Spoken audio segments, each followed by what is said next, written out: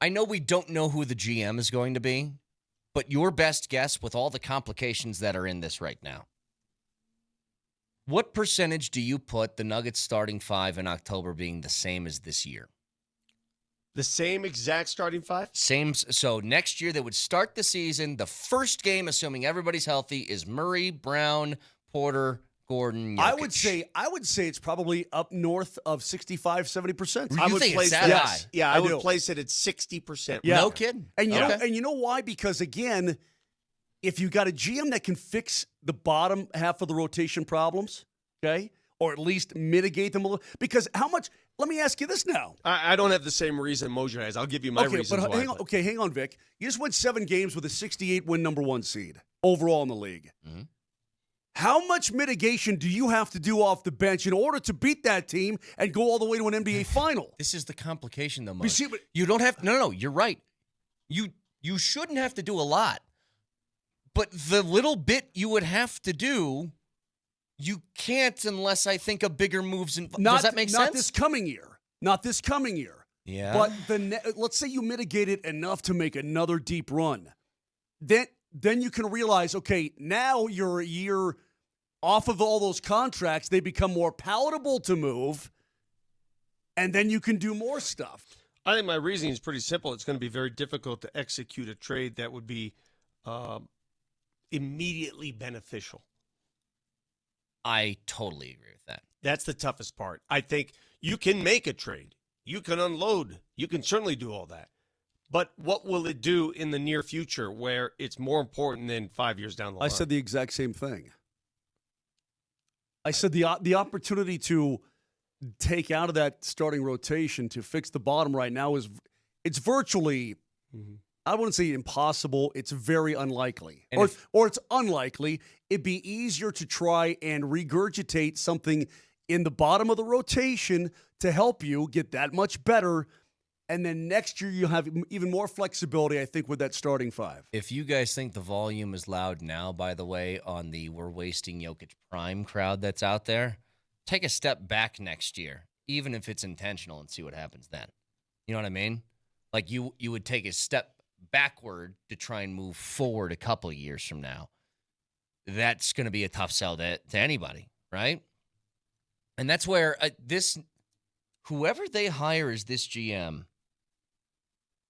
first of all, it's difficult to say this, that it's such a hard task when I'm saying you get to be the GM of a team that has Nikola Jokic on it, because that doesn't sound all that bad. But the situation the team is in it's a very unique one that is going to take some outside the box thinking if you're trying to get better in the immediate, right? For sure.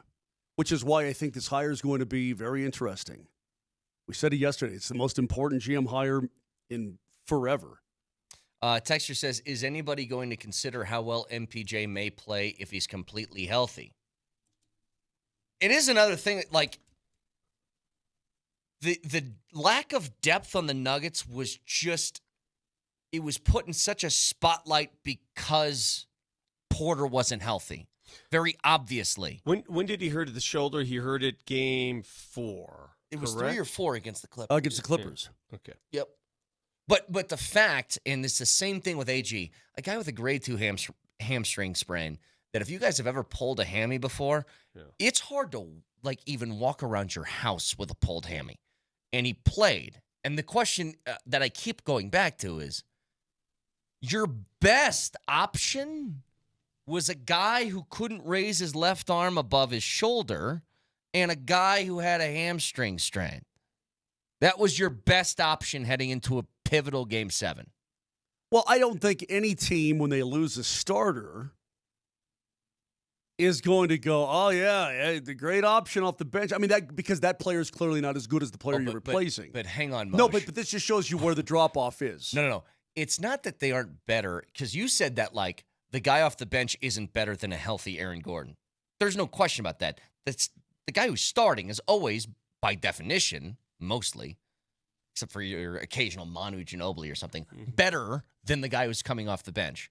What I'm saying is, the guy off the bench isn't better than the starter who can't use his leg. Agreed. That's crazy. Let me ask this question a different way, because you're right. It is unfair to evaluate Michael Porter Jr.'s performance in these playoffs, given the fact that he was playing with one arm. And I give him all the credit in the world for playing. Averaged under 9 points a game, playing with one arm. I want to look at the totality of it. All right? Let's take a look at the last 3 playoff runs for the Nuggets. Who is more important, do you think? Or maybe it's impossible to answer. Who do you think was more important to the Nuggets championship run in those playoffs? Bruce Brown or Michael Porter Jr.? I think that's tough. I know, it's a tough You're going to say that, Vic, because when you look at the championship here, Brown was finishing games where MPJ was sitting sometimes. And the fact that that's a tough question to answer tells you all you need to know. Correct? It's different roles. And I think it was different circumstances and what you needed out of that guy at that time. But that would never be a. Think about what you just said. The fact that I'm comparing and making that comp between a reserve and a starter who's a max player, and the effect and the impact they make. Doesn't that answer your question for you? But I give you a little bit. No, you're right. I'm still very much in the camp that I think an underrated part of Porter's game is just spacing the floor, and people have to respect him shooting from the outside. Mm-hmm. And that's not going to show up in a stat sheet or anything, but it helps Jokic operate in the middle. So I do think that stuff goes underrated just by the threat of him. And I think defense is underrated. Oh, totally. I mean, I can make the same argument for the other player. I mean, that's why I think a guy like Alex Caruso is so vastly underrated for. I'm telling you right now, I don't think OKC beats the Nuggets in that series if they don't have Alex Caruso. If Alex Caruso's hurt in game 1, the Nuggets win that series. Could be. Oh, yeah. I know so. Well, I don't know if you know so, but could be. I know it.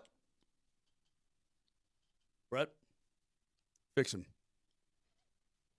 Yeah, I'm tired of Caruso talk. Because every time you say his name, I picture him in my head, and I can't. I don't like it. Don't like that at all.